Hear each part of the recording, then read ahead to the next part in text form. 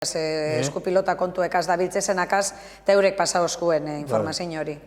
Gero beste pregunta bat, hemen jente gehiena baserritik bizi izen da, baina gero herri basoak bere auki dauz, ez da? Herri baso bai.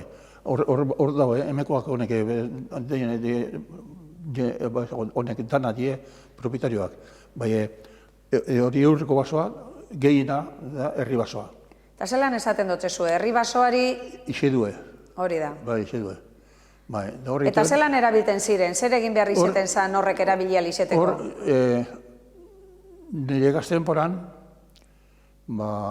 azpigarri edo, hau errozo, gortatarako gana hontzat, hori dituen, herri notezan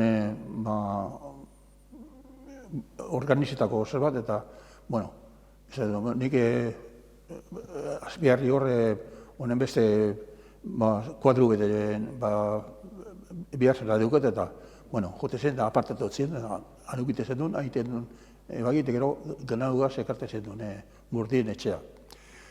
Gero hor gehiena herriko jentiak obligute, egin hori pinua ze replantazioain gehienean. Eta zela ez da izelan konpotatzen. Eurretik, gure aitite entzun, hori esan, hor ganadu eta zan, hor behiek eta sekorrak eta egiruek, hor, gero, ude partian, eroate ez duen gorbeira. Bai, negu partean den gurean, ganadu kanpoan egotezan. Eta, ganadu